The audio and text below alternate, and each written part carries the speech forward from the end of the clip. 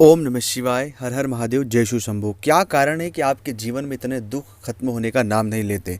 एक दुख जाता है, दूसरा दुख आ जाता है। जीवन में जब से हम जन्म लिए हैं तब से दुखों ने हमारा पीछा नहीं छोड़ा है। ऐसा क्यों हमारे साथ बार बार हो रहा है? हम बहुत से उपाय करते हैं, बहुत से हल करते हैं, और हम तो जाने और अनजाने में कभी भी किसी व्यक्ति का बुरा नहीं करना चाहते, लेकिन फिर भी हमारे हिस्से में दुख क्यों है और इन दुखों से कैसे छुटकारा मिलेगा? आखिरकार हमें विस्तार से ये चीज़ें बताएं, आप समझें, और इस पूरी जो घटनाक्रम हमारे साथ जीवन में हो रहा है दुखों को लेकर, ऐसा क्यों? और जब हम उन बुरे लोगों को देखते हैं, जो लोग बहुत बुरे हैं, ख़राब हैं, लेकिन उनके जीवन में सब चीज़ें बेहतर होती जाती है, हमें समझ ही नहीं आती कि ईश्वर का क्या न्याय है। और हम बहुत हताश और निराश हो जाते हैं। हमारे मन में कई सारे प्रश्न शुरू हो जाते हैं कि हमारे जीवन में इतना दुख, इतना पीड़ा क्यों है? हम तो हमेशा चीज़ों को लेकर बेहतर करना चाहते हैं। इस पूरे प्रश्न का जवाब मिलेगा, और अगर ऐसी परिस्थिति से आप जूझ रहे हैं तो ज़रूर इस वीडियो को पूरा और अंत तक देखकर इन दुखों से आपको छुटकारा मिलेगा, एक सही रास्ता मिलेगा, एक सही मार्गदर्शन मिलेगा, जिससे आपके जीवन में कई सारे सकारात्मक बदलाव आपको देखने को मिलेगा।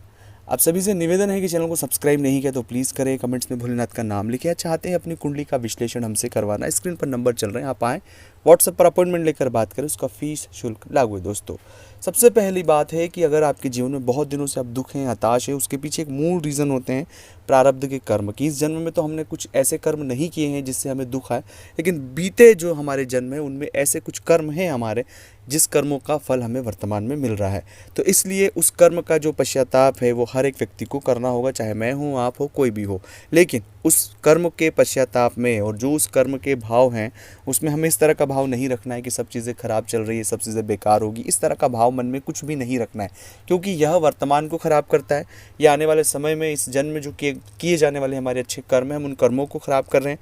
इसलिए उन सभी हालातों को एक सकारात्मकता में लेते हुए, उन हालातों से जूझते हुए हमें धीरे धीरे आगे बढ़ना है। हमारे मन में कोई भी नकारात्मकता नहीं रखना है, हमें नेगेटिव नहीं होना है, तनाव में नहीं जाना है। हमें उन हालातों को फेस करना है। जब तक हम फेस नहीं करेंगे तब तक चीज़ें कुछ भी ठीक नहीं होगी। और ईश्वर का जो स्मरण है वो सबसे बड़ी सत्ता है, वो सबसे बड़ा दयालु और क्षमा करने वाला है। इसलिए जितना हो सके उतना अपने इन हालातों में नमः शिवाय का जाप करें, ओम नमः शिवाय का जाप करें। अब अपने इन हालातों में भी देखें कि इन हालातों में भी ईश्वर ने हमें सपोर्ट किया।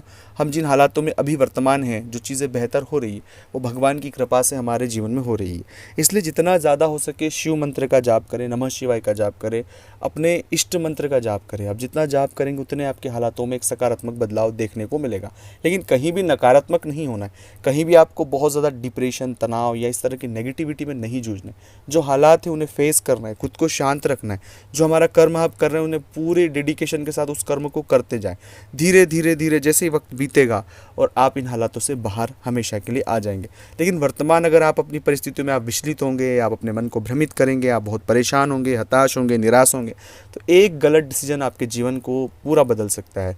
तो इसलिए मेरा निवेदन है कि ऐसे हालातों में नमः शिवाय का जाप करें, खुद को धैर्य रखें, अपने हालातों को बहुत डीप ऑब्जर्वेशन करें कि कहाँ सही है, क्या गलत है। जितना हो सके कम बोले, कम बोलने की कोशिश करें, चीज़ों को समझने की कोशिश करें। अपने बुरे हालात हर एक व्यक्ति के सामने व्यक्त नहीं करें। जो भी चीज़ों के लिए एक जो नया रास्ता है उस रास्ते की तरफ आप जाएँ। इस तरह की जब कोशिश आप सकारात्मक करेंगे, ईश्वर आपका साथ देगा, और धीरे धीरे धीरे जो भी दुख आपके जीवन में चल रहा है आप उससे बहुत कम समय में बाहर निकल आएंगे। अपने अंदर, अपने आसपास, अपने घर के आसपास जो भी शिवालय हो, 2 वक्त शिवालय ज़रूर जाएं। ओम नमः शिवाय का जाप जितना हो सके उतना जाप करें। आपके जीवन में बहुत कम समय में वो बदलाव देखने को मिलेगा जिसके बारे में आपने कभी सोचा नहीं होगा। तो अगर ये वीडियो अच्छा लगा तो लाइक करना, शेयर करना, कमेंट्स करना। मिलते हैं अगले वीडियो में। ओम नमः शिवाय।